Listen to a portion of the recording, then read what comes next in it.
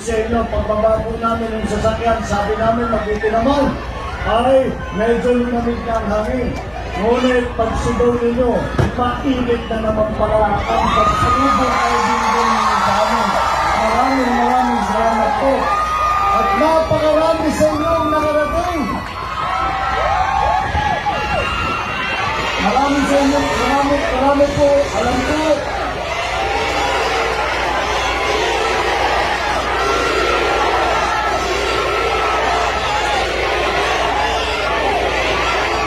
Ang nakikita kong pula at saka verde ay hanggang dun sa highway. Talaga naman, dumadami na ang sumasanib puwersa sa Uniteam. Dumadami na ang sumasama sa ating kilusan ng pagkakaisa. Kami po ng Uniteam, Inday Sara at saka ako, ay lahat kami po ay matagal nang umiikot. Last year pa, umiikot na kami at aming isinisigaw ang aming adhikain ng pagkakaisa.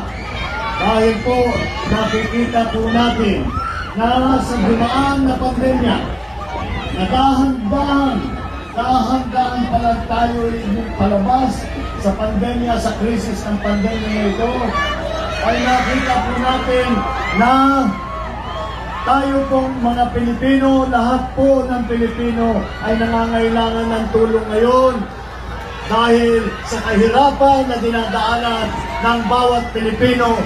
At alam po natin, wala pong tutulong sa Pilipino kung hindi ang kapwa Pinoy din. Kaya po,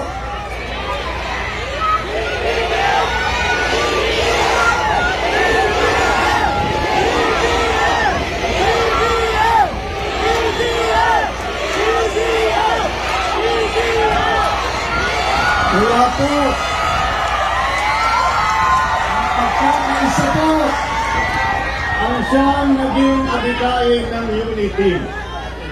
Yung mga senador po, kasama na po si Inday Sara, ay pinag-usapan ang napakaraming kailangan gawin. Pinag-usapan ang mga iba't ibang sektor. Ang sektor ng mga maliliit na negosyante ay kailangan matulungan yan para magkaroon rin ng trabaho. Ang sektor ng agrikultura, kailangan natin pagandahin para makatiyak tayo na sapat ang pagkain. Hindi kagaya ng dumating ng pandemya ay nakita natin kulang ang food supply ng Pilipinas. Ay pababain ang presyo ng kuryente. Para mapasigla natin ulit ang ating ekonomiya, para marami pong papasok na magdadala ng kanilang investment, ng kanilang kapital dito sa Pilipinas.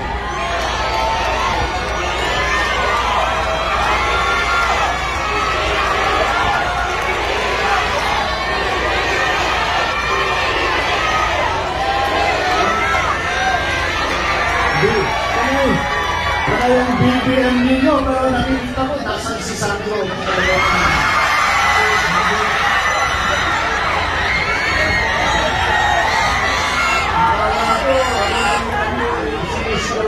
Si Sandro pa lang nakahanap ko. Pero paabutin ko sa kanya. At yung birthday po niya. Kaya siguro, celebrate kami, sasabihin ko sa kanya na ang mga tiga Santa Maria ay nagpapadala ng bati at sa kanyang pala. So, ngayon po, alam niyo po, sa aming pag-iikot at pagsalita tungkol sa mensahe, tungkol sa adhikain ng pagkakaisa, ay naramdaman po naman namin na itong adhikain na aming sinimulan na pag-usapan at isigaw na mensahe sa ating mga kababayan, ito po ay naging kilusan na dahil sa dami ng sumasang-ayon, sa dami ng sumasama, sa dami na nakakaunawa ng ang pagkakaisa ang ating kailangan dito sa Pilipinas na ipagkaisa ang sambayang Pilipino.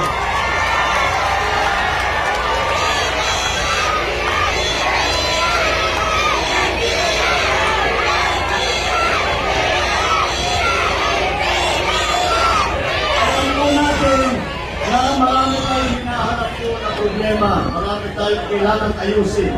Marami po kailangan baguhin dahil nga sa pandemya at sa para mas maging maganda ang ating kinabukasan. At alam naman po natin na ang isang tao, kahit gaano kagaling, kahit gaano kasipag, kahit gaano katapat ang kanyang pagmahal sa Pilipinas at sa kanyang kapwa Pilipino ay isang tao lamang.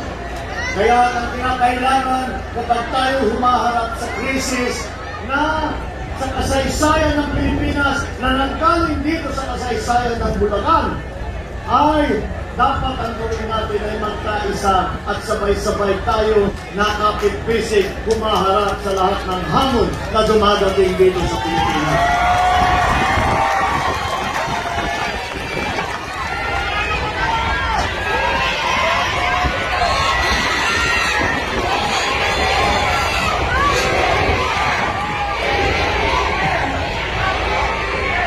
Kaya naman po, ay habang tumatagal po ang panahon at kami sa unit team ay tuloy-tuloy ang pagsigaw sa pagkakaisa, ay naririnig po natin ang sagot ng ating mga kababayan. Ang sagot po ng ating mga kababayan ay nagsimula sa parang bulong lamang na halos hindi marinig. Ngunit habang tumatagal ang panahon, ay naririnig po natin ang bulong ay lumalakas. Malakas ng malakas ang rinig na rinig na natin ang tinig ng ating mga kababayan. Ang sigaw ng Pilipino ay kasama kami sa kaunlaran, kasama kami sa pagbabago, kasama kami sa kinusan ng pagkakaisa.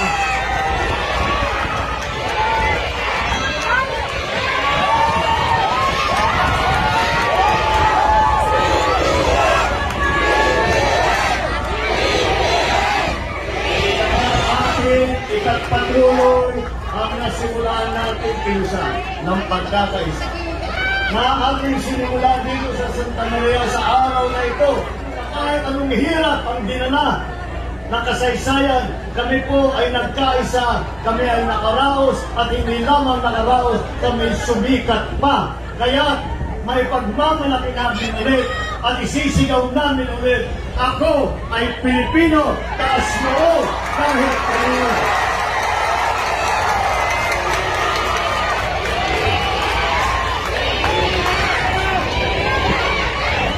Sa ating